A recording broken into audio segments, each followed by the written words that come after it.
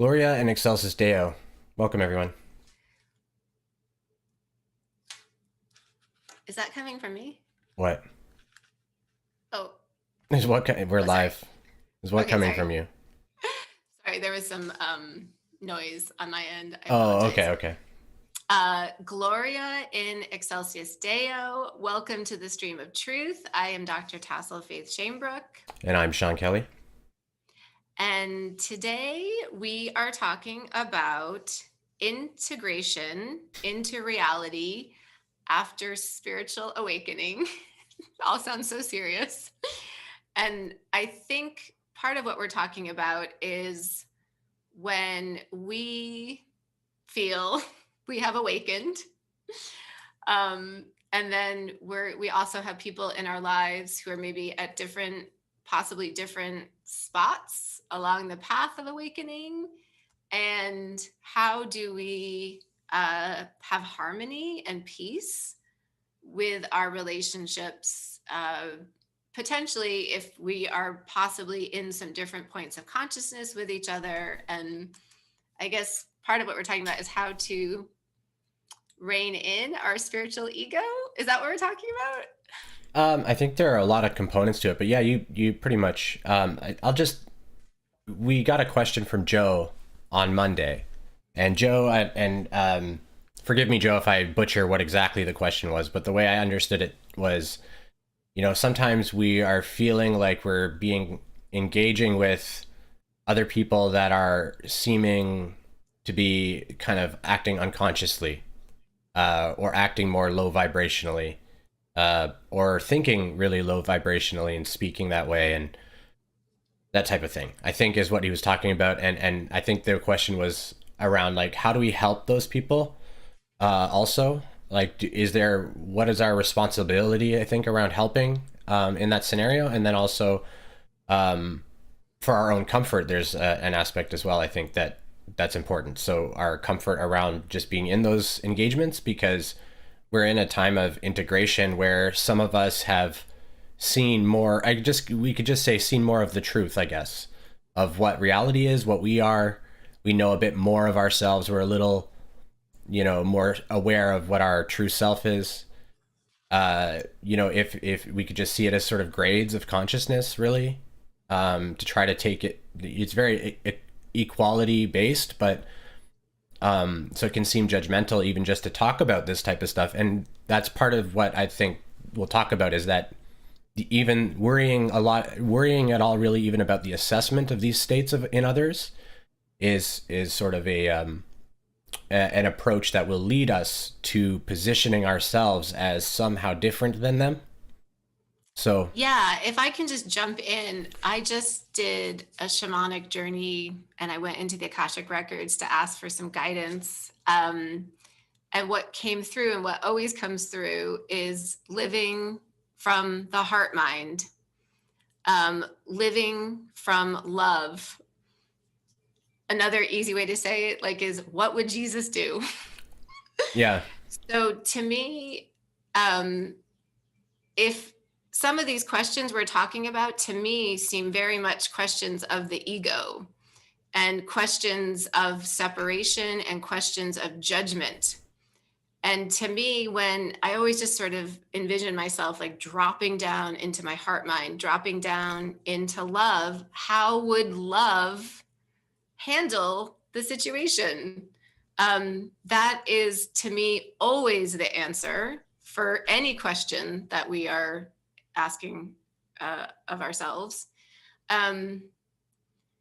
So to me, that's the answer. The answer is, how would love handle the interaction? yeah, exactly. That's exactly what this sort of thing is, in my experience, is primarily the development of our spiritual ego. This is sort of how it really starts to shine and show itself, I think, is in this expression, or this paradigm of, like, this person is somehow not right, like, in any way. They're somehow not perfect, divine, innocent souls. It's basically, it's our resistance to see others as it's a resistance that's not our resistance. It's the ego's resistance. That's the important thing to remember. Like these ideas that we tend to associate as being what we are from the ego, our attachments to things that aggrandize us, are not real. So they aren't us. That's not what we are. So we don't actually even have to feel bad if we have those feelings. If we have these feelings, or if we suggest that this entire concept is like a kind of egoic thing, it's not meant to be bad either. Like, because it's not real. It's not a part of you the way that it feels like it might be. It's not the true self being felt, right? And then there's also a consequence of divine expression. So just like there's um, a consequence of negative vibrational expression, right? So if we have negative thoughts and negative feelings, and then we express them out into the universe, even if we just have the thoughts, we are expressing them into the universe. But if we act on those impulses, we're going to generate a negative sort of vibe for that experience, right, with the other person. And then they'll respond how they respond, but we've created a sort of fear-based scenario. And the same thing happens if we're doing positive or truthful expressions of our authentic divine self. We will radiate that expression, and that expression can be unsettling, because the divine self is not threatened by the things that the other people are threatened by, and so they can be triggered by that as well. So there's different dynamics that are at play. So it's important to recognize that there is like dynamics happening between individuated fractals of consciousness, that there are differences in the experience, and there's differences in the vibration that's offered from each to each, and how that intermixes and interplays. But there's not Yeah. there's not a hierarchy to that expression. There's not a hierarchy in any way. It's an equilibrium sort of expression. So it's not that one that's expressing truthfully is better somehow than the one that's expressing fear. That's not how that functions. They're doing that together, exploring that paradox, or that subject together as souls, is what could be sort of noticed in that, is the two souls they just show each other the differing polarities, so that they can know it and then learn how to move beyond the polarity. Yes. And maybe I could just bring up a real life example of myself with a family member that I think might flesh a bit out of what we're talking about. Would that be okay? Oh yeah, yeah, absolutely. Okay. So, a very close family member of mine at times will lash out at me in ways that feel really painful to my human, and sometimes lashing out at, say, my partner, and it's challenging for my human. And this recently happened, and my human started to feel like I must stand up for myself here. It's gone too far. Now that this person has lashed out not only at me, but my partner, at this point, it just feels like, oh, I'm not being a good partner. I'm like letting this happen. I'm not protecting. I don't know, I'm not doing something right here. So I sent somewhat a very strongly worded message to this family member of mine, about everything that was happening and how hard it was for me, and that I wanted it to stop. And I also brought up some things from the past that were very difficult, that were all related. And after I sent it, there was definitely a part of my human that felt like, good, you've stood your ground and you're not going to put up with this crap, and you've spoken your truth. But then a larger part of me started to feel really uncomfortable and kind of gross. And And I think what it was is I wasn't interacting from my heart. I was not totally interacting from my heart. I was interacting from my human and my ego. And I ended up sending some more messages where I was able to drop down into my heart and be very vulnerable. And I said things like, it's really painful that you're lashing out at my partner. It's really painful for me. And so I started just to speak more from my heart rather than, I guess, my thinking mind. And then the situation completely turned. And this person, I think, could hear my heart basically. And she basically apologized. So to me, it was, again, this ongoing lesson of being in my heart at all times and just speaking the truth from my heart, not from my ego. And it feels scary to be that vulnerable in your heart.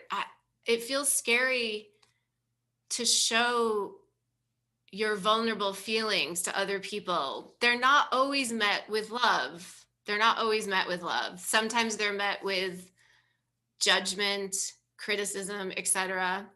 But even what I just got in today from my journey in my Akashic records is when you are continually living from your heart mind, yes, you might feel hurt from other humans. You might. And I know probably all of us have. But you will be in alignment. You will be in your soul. You will be on your path. And in general, only in the long run, good things will come of that. There may be relationships that still hurt you. Some of those may fall away. If you just stay in your heart mind and act from love towards yourself and love towards others, that's the invitation. The invitation for us is, oh my gosh, this is huge. The invitation is, can you hold love for yourself? And can you hold love for others no matter what they are doing? Can you hold both of those and act from love towards yourself and act from love towards others? This doesn't always mean we give unconditional access to others who may be hurting us, but it does mean, can we still hold love for them no matter what? This to me is, I feel so at peace when I am in love towards myself and in love towards others. This is peace for me. Yeah. Yeah, exactly. There's people are going to notice that the karmic repercussions of unloving behavior is felt pretty quickly as well. So this will help us to navigate these situations better. Basically, I think what Tassel just described is a good example of how karma quickly brings about this feeling of, oh, I shouldn't have responded maybe that way. And so we all do this, right? We do this a lot. And we'll experience more quickly the transition state from, in the past, we may have longer held on to the resentment feelings or the anger feelings. And we're going to notice that feels really bad to do that. Like, we're just going to feel really bad. So the karma is essentially cycling back to us really quickly. We're manifesting this experience to quickly course correct because we've claimed ourselves as being divine, which means that these things don't threaten us. And so when we cast our blame at others, a lot of times we're doing it kind of just, habitually in a way, like because we have grown up that way primarily, right? So that's how that's how we feel, the animalistic side of us, how it feels it needs to protect itself is through projection. So, well, and if I can also just jump in and say, it's also the way we are very much socialized. This idea of I must stand up for myself. The women's empowerment movement is very much around this. Yep. So there's so much very dense programming that is outside of love. It's outside of love. Exactly. That's basically my point, is that most of the structures we've grown up with were outside of integrity. Most of the social structures, systems, education systems, all the things have primarily been outside of integrity, outside of truth, as we've grown up. So it makes perfect sense that as sort of confused awakening beings, many of us are still not necessarily having, or are sort of returning back to some non-integrous habitualizations, patterns, narratives that we have like sort of accumulated over the past, right? This is very normal, and because we have those, we will be faced with what they are. We'll see them. They're boulders that are in the river of our energy. So, and these boulders, essentially, we don't realize they're there until eventually we see them, and then we are able to like let go of that idea, of the concept that we felt threatened by that thing, and then that dissolves, and now we have a clearer, you could call it prana, but a clearer energy flow in the river of sort of the moment, right? So these boulders block us, and we've accumulated them from all social programming, past lives, whatever it is, all that stuff. And so we're being invited to let go of those things. And these people basically are ways for us to notice what those things are, because they'll show us where we feel threatened really quickly, because people, we don't really know what they're going to do. Right. And that's part of the reason we're even assessing their consciousness from the beginning, is because we're scared of them a little bit. We're wondering why, or what can I expect in the next moment from this individual, right? So I must assess where they are, so I know what they may offer me in the next moment. This is one of the ways that we do this. One of the reasons that this is a foundational thing that almost everyone does, if they feel potentially threatened. If they feel truly at peace, they won't do this. So you may not do this with all people. Like, for example, I don't really do this with my children. Assess where their consciousness is to try to figure out what they might do, when I'm hanging out with them, because to me, they're just innocent. They're going to play. They may do things that are challenging, but I don't try to guess what those random things are. They're random because they're innocent little kids just playing, doing whatever. So it's all random. So there's no expectation. But for some reason, we start to presume that adults are different than that, which isn't the case. And we start to presume identities on the adults, these fictionalized caricatures, really, of what we presume this other person to be. But a part of us knows that they really may act out of harmony with that. We've seen them act out of character on occasion. We watch them be great and very loving, and then we watch them fall into something else and be vicious in some way, either to themselves or to others. And that gets really challenging.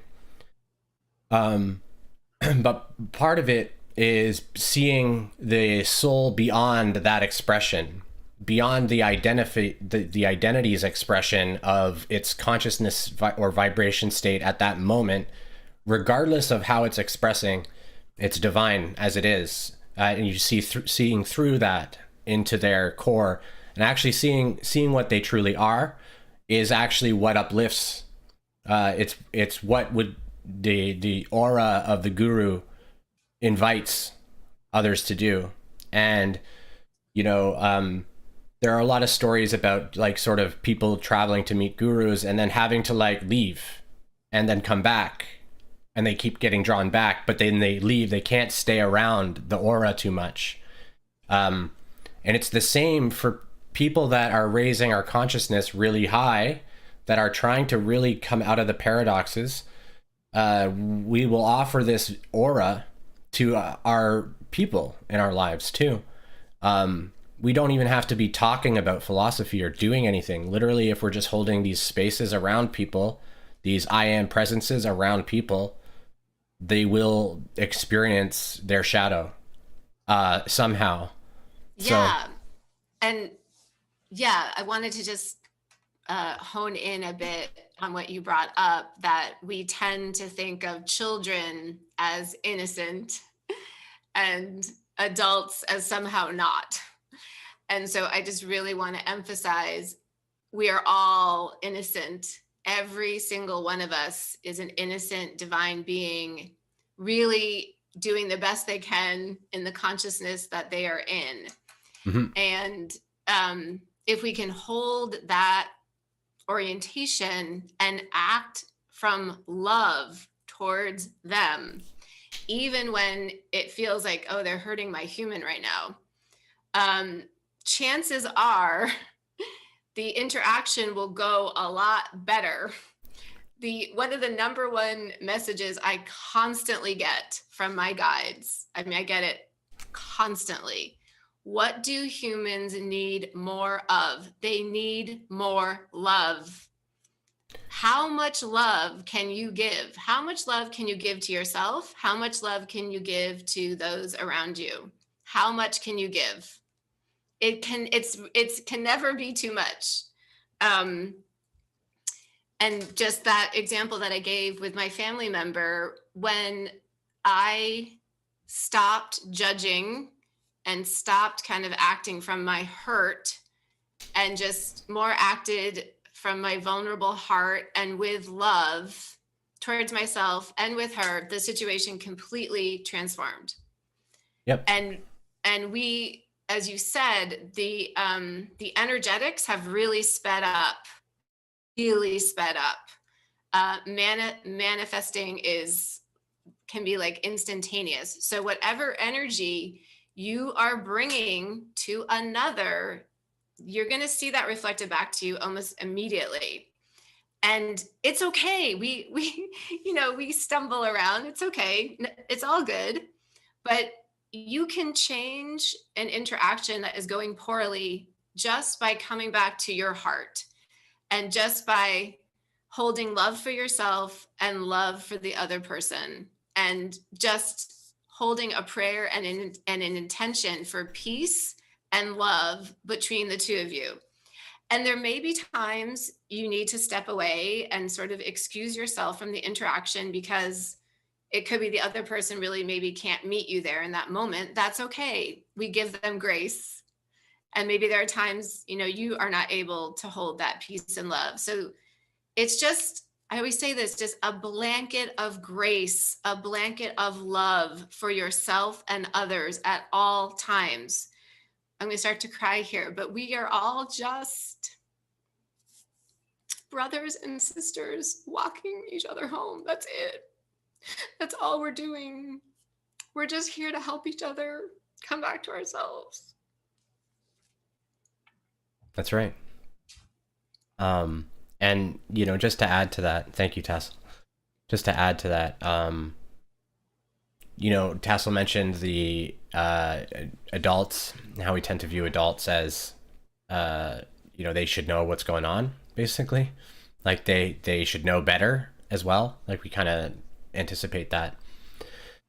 We're actually wisest when we're, like 3 to 6, probably. A lot of what we're doing is remembering that.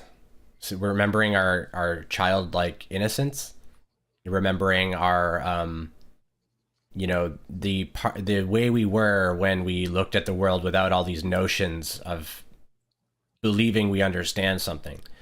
So we're actually wisest when we were younger. We were more of a blank slate, more open and just loving.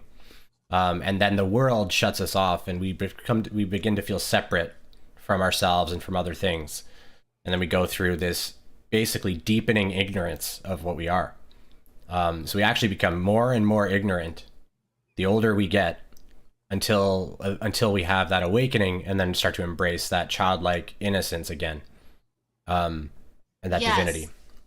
And along with what you just beautifully expressed is, along with often this programming that we no longer see adults as innocent, is it seems like the programming in our society is, oh, okay, if a child is having a hard time, we help them. But if an adult is having a hard time, oh, we got to give them like tough love, or we need to punish them, or, a lot of judgment. And this is not love. That's not love.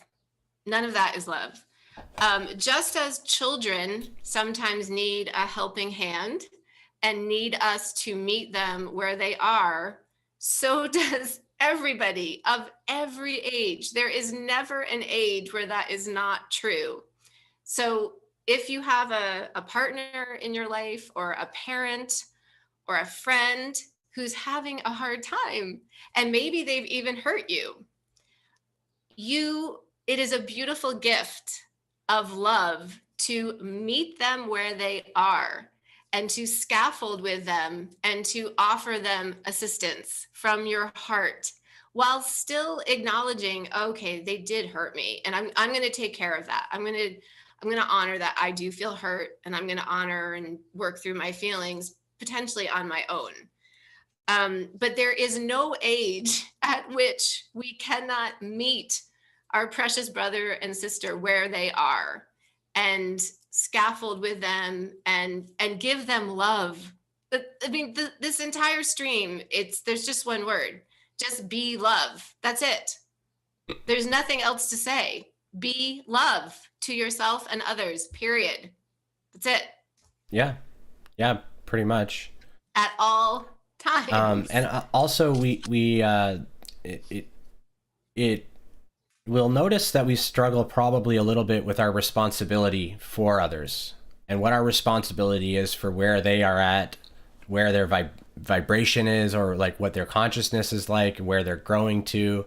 Like, we can feel like it's our responsibility to help them find more peace, maybe, like to wake them up, or to, we can feel these different things like that, to help them dissolve something that you see is an illusion for them, or harming them, that they're continuing to do. You have to just humbly accept that they know what they're learning, basically. We can feel called to help them, offer help however we can, right? But we only know of our way to help, right? Whatever that way feels like, we can offer that. But primarily, actually, they tend to have to help themselves as well. They have to choose to learn what they're learning. Like, it's up to them, sort of. We can't make them learn anything. Something came in in a download today. It just said, one teaches to others what one is. One learns of itself when witnessing another's teaching. One will experience resistance when one attempts to teach another what the other is. So basically, we teach what we are to the other. Then the other, from that, learns what they are. They learn of themselves through us. We don't teach them what they are, but they learn about what they are through what we offer. And then the same thing's happening on both sides. And the challenge for the one who maybe perceives themselves as the teacher or helper is going to be that they've taken responsibility for what the student actually learns, or what the other person learns. What the person that they see as the person they're trying to help by teaching something, or by explaining something, or helping to traverse some problem, or some perceived problem, they're going to offer what their help is in an effort to get the other person to learn a particular realization, so that issue can actually just be dissolved and seen that it's not an issue. That's generally sort of what they're going to try and do. But if they're attached to how that messaging is received, then they're going to experience a whole bunch of issues, and also the other person may not want that right then, right? Like, so it's important for that person to, you just basically, if you just approach it with a pure respect of like, where they are and not just try to teach. You know, you are teaching, no matter what you're doing, you're teaching of some principle, right? You're either teaching a principle of fear or you're teaching a principle of truth, but you're teaching something of what you are. And so when we're sad and depressed and we start to talk about how sad we are, we're teaching the other person about sadness, basically. And so we choose sort of how we teach. We just choose. We choose what we want to be. Tassel said, "Be love." We have to choose what we want to be. Yeah. Yeah, everything you said, I agree with. There's so much here I just want to say. In my dissertation, my PhD dissertation, where I wrote 700 pages about somewhat rebuilding myself after what I experienced in my childhood. And there were two quotes from this really wonderful philosopher, Humberto Maturana. And the two quotes are, "Love is opening space for another, and violence is the idea that how another is not okay." And those quotes, when I first read them, helped me understand so much what I experienced as a child. And I just want to say them again because they're so dear to me. Love is opening space for another, and violence is the orientation that how another is not okay. And I think if we really look at our society, we can see the effects of this type of violence. Mm-hmm. And also the effects of this definition of love, that love is opening space for another. And boy, I think we all see a lot of spiritual ego in the spiritual community. The orientation that I know what's best for someone else, and my particular aspects of consciousness, they're better, and this person, needs to get on board. It's spiritual ego is ego. It's ego. It's the idea that the human somehow knows better than spirit and the other person's higher self and all of that. And this is violence. It is violence. And it's very destructive. It's very, very destructive. It's something that we can cleanse of ourselves. And often the person may be acting from their spiritual ego because they're uncomfortable, because of their own discomfort. Some of it may be, oh, I used to be in pain around that, and I don't want that person to be in pain. But you're still acting from your discomfort, not necessarily in response to what the person actually could really use in that moment. You're still acting from your discomfort. So the invitation is always for all of us to continually humble ourselves. We do not know another person's path. We are not their higher self. The only thing we can do is consistently show up in love. That's it. That's the greatest gift you will ever give to another person, is showing up in love for them. What I also want to say is, in the beautiful divine orchestration of everything, sometimes we're in relationship with people and they are acting in certain ways for our expansion. And we're thinking, oh, they're just unconscious, or there's just that. They may very well have taken on some aspects of consciousness to help us with our expansion. So however anyone is acting, we can be grateful. We can be grateful and humble ourselves that we don't know. Yes. We do not know, and it is not our place to ever tell someone they're not okay or that they need to be a certain way. The way I like to try to look at it is when somebody is engaging with me, they're offering some type of theme usually, and I try to see that I feel an essence in what they're offering me, and I try to look at it like the universe is teaching me about this essence right now. That's Absolutely. that it's depersonalizing the person from it and me from it. It's just the universe is showing me a lesson about this principle. Usually there's a divine principle involved or multiple divine principles involved that are being shown to me. And that's how I try to look at things. And Yes. that keeps me interested and engaged and also detached or non-attached. Yes. So, and I just want to share like one other aspect of what we're talking about. So I have a PhD in psychotherapy, and modernist psychotherapy was all about telling your client what to do. It was hierarchical. This is all the Piscean age that we're coming out of, right? We're going into the Aquarian age, which there's no hierarchy. There's no expert status. So in modernist psychotherapy, your psychotherapist would assess you, possibly pathologize you, say, oh, you have this disorder. And I'm the one who's going to tell you what you need to do. This is the same thing when we have like a spiritual teacher in our lives doing the exact same thing. Oh, your consciousness is, I'm going to tell you what you need. It's the same thing. This is not love.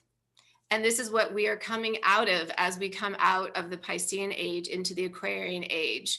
We honor and respect everyone's path as sovereign beings. Their higher self is in charge. We can leave it to their higher self. And so when I work with clients, I never give them advice, ever. All I do is basically I be love. I am love with them. I am unconditionally loving and accepting towards them. And I just let them talk, and I reflect back. I reflect back what I hear them saying, and they always figure it out, them and their higher self. And as any type of spiritual teacher, that to me is the sacred loving path, is the same. There's no difference. Whether you're a therapist or a spiritual teacher, there's no difference. You can hold a divine, loving container of unconditional acceptance and love for this person. You can reflect back what you hear them saying. You can comfort them if they're in sorrow, and you can just let them and their higher self work it out themselves. This is the sacred path of love. And to me, it's just really interesting because I lived in this environment of therapy, and I saw the violence of the hierarchical therapy. I experienced it myself. And I see the same thing, sometimes in the spiritual community, and it's the same. It's the same stuff. And and we want to cleanse ourselves of that orientation. Yeah.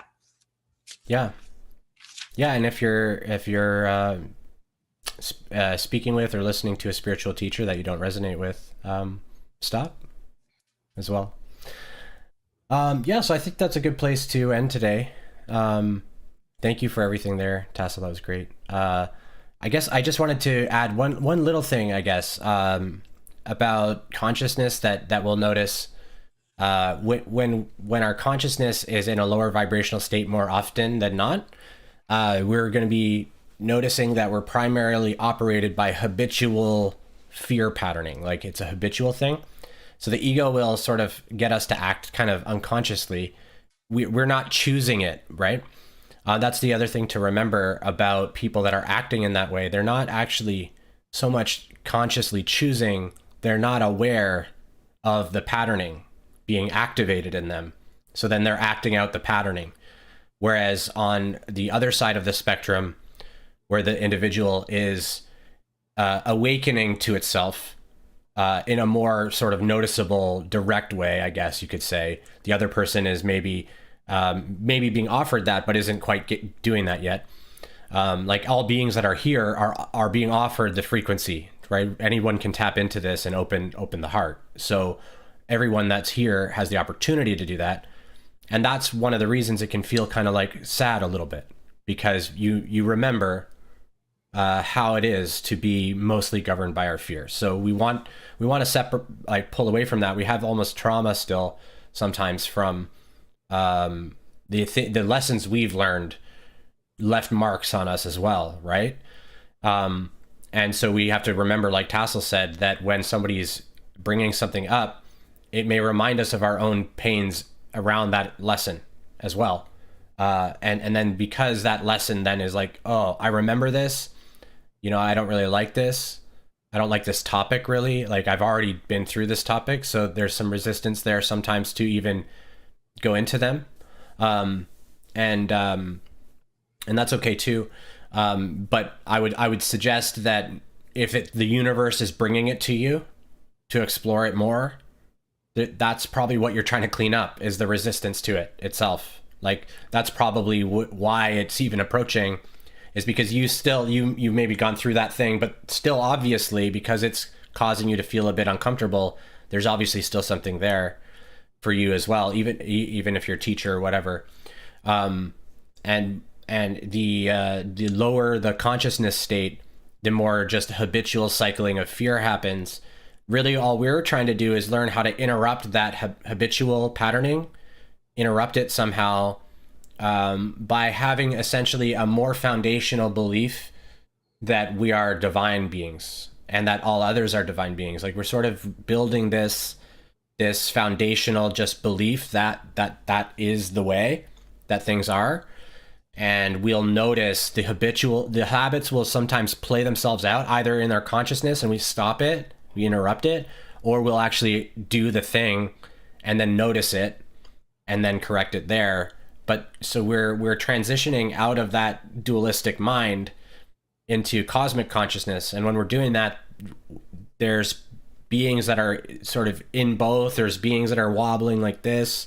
So everyone's sort of in their own learning cycle, letting go of what they are able to let go of, what they've grasped lessons for, holding on to some of their lessons. They're not ready to do those ones yet, and it's not for us really to get involved in any of that at all, really. It's entirely up to them. We help where we're asked, basically. Where we feel asked to help, that's where we try to help.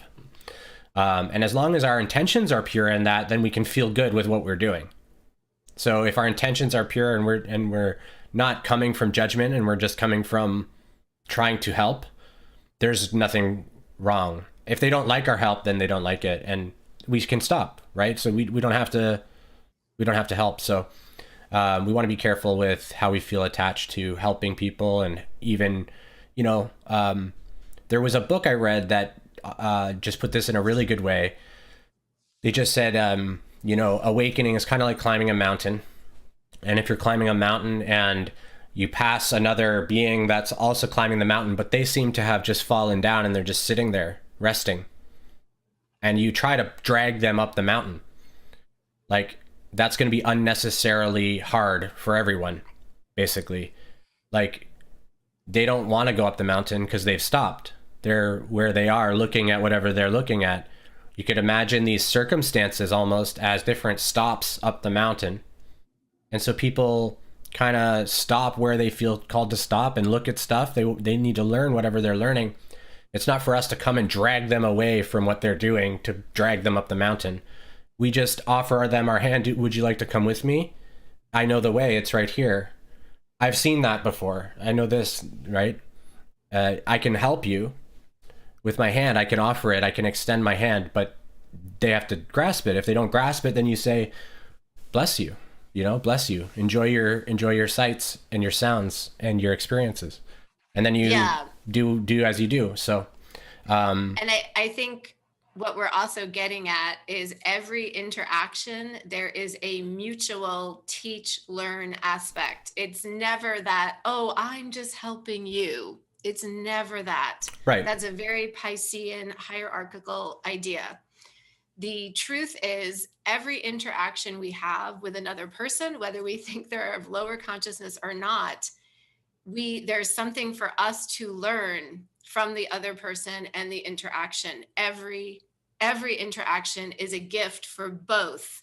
So I think it's really important to try to cleanse ourselves of this idea that there's always like, excuse me, one teacher, one student. Right. It teacher, student, teacher, student. We're all teaching and learning from each other all the time. The presumption that the other person needs our help needs to be let go of, basically.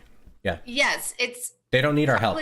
Probably what most likely is going on is the interaction is perfectly orchestrated for you to receive some learning and for them to receive some learning. But it's not about, oh, someone needs my help and that there's something wrong with them.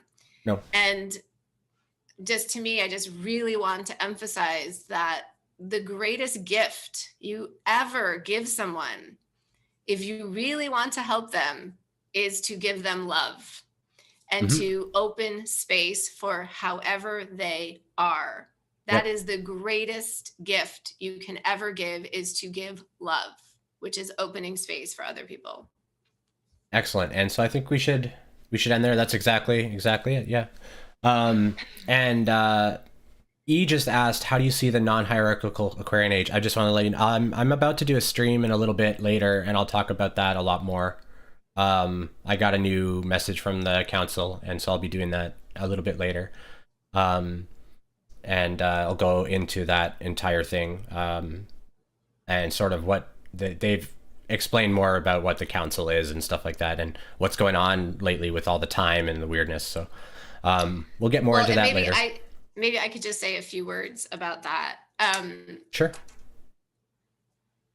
What has come in from my guidance is as we move from the Piscean age to the Aquarian age. In the Piscean age, there was a lot of non-transparency, both in individuals, people keeping things sort of hidden away, secret, not vulnerable, as well as institutionally. A lot of corruption, a lot of non-transparency. As we continue to move further into the Aquarian age, transparency is a huge orientation in this new age. That means transparency of the individual, that we are open, we express in highest and best ways, and that also the institutions in our societies are also transparent. And then again, we remove hierarchy. We see all beings as having value and as having worth and something to learn from each other. Yeah, and then it's also a lot about living in harmony with nature as well. Obviously, we are really not living so much in harmony with nature. Yeah. And so that's also a really big part of the Aquarian age, is going back to living in more communal villages that are very like walking oriented and that are built in harmony with nature. Yeah. Those are the major aspects of the new age. Yeah. In transparency, so just to give you an idea what to expect, in transparency there can't be hierarchy. Hierarchy has to maintain levels of sight or oversight, right? So levels of perception upon what's going on. So if you think of politics, there's a person at the top or whatever, they know what's going on and they decide things and whatever, or there's votes and things, panels, whatever, all of that stuff. If all of that is purely transparent and everyone is seen as what they truly are, there is no more potential for misunderstanding of what anyone is. So all is seen. Once what the council said is the 144,000, they explained what that was. And I'll go more into that, but the body that is in a harmonic convergence, they said, with the heart-mind coherence, sees. They see it. They see what it is. They see reality as it is. And when that happens, there's no more opportunity to be deceived by anything, and there's no more opportunity to really engage so much with fear and stuff too much. And so that will all fall away as more and more step into that frequency. um, and there's no there can't be hierarchy when duality falls away. Basically, there can't be, and that's what the transparency will show. Is it shows that we are one. So eventually, through the age of light, which is a shorter age, if I understand it, we'll see that we are one being. So then there can't be hierarchy. There will be counseling. So there will be what you would call like seers or sages that will advise the collective. That's what the roles will be. And there may be different groups of these sages or seers. They're not meant to tell anyone what to do, but they will be seen for what they are, which is holding wisdom that seems greater than what most have access to. It becomes apparent, sort of like Jesus. It was just apparent that Jesus was clearly very wise, and that's how the councils work and all that too. So it has nothing to do with hierarchy. It just has to do with experiential, like, consciousness evolution of those groupings, those collectives, because they're not even the people. The people are irrelevant. It's the collectives that are representing through the people. So yeah, what I would say is what we think of as wisdom is really just spirit coming through the person. And anyone has the ability to do that. But people who are bringing through wisdom, to me, they're just tuned in and their vessel is open to the messaging and the guidance from spirit. Yeah, the people aren't even real. So it's sort of like they're instruments, really. So that the ones that will be in those positions will be more or less no ones. There'll be no ones, essentially, that are just hanging around. A whole bunch of Jesuses, more or less. Not, and I don't mean males. I just mean the Christs. It'll be the Christs that create councils to do this. I don't know what that'll look like, but I imagine it will mirror the 9. But anyways, I think and I would just say, to me, the humans are real, and to me, they are to be honored. And this beautiful path is when the human allows spirit to come through their vessel in the hollow bone phrase from shamanism, which I just love. So to me, we honor the human as well, and let spirit freely flow through the human. Yeah. I just mean that the identity of that the human claims itself is not what it is. So the one I was just talking about, the ones that will be operating as council will be people who are not anymore people. They're not what that term would mean. They're not identified with their egoic They identity. are literally their frequency or harmony hue of source. They wouldn't even have a name. So that's what I was meaning. It would be obvious when they're here. So they'll just sort of rise to be the clear. They won't be seen as leaders. They'll be seen as wise. It'll be clear. That's all.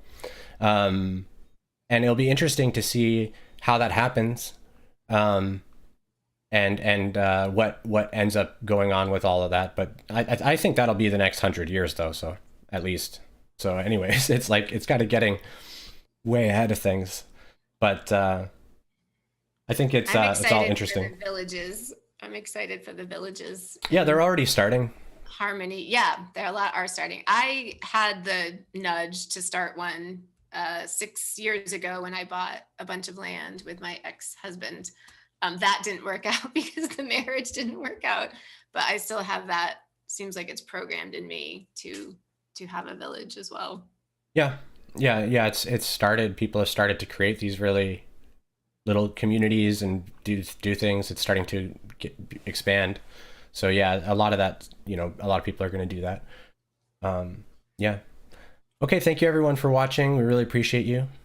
Thank you so much love. Above all, just so much love to everyone. And I just want to mention that on our sister channel, the You Are Your Own Hero channel, I just premiered a video last night called How to Transform Your Life Through Self-Love. And I give like 10 really concrete, tangible self-love practices that I think can be really helpful.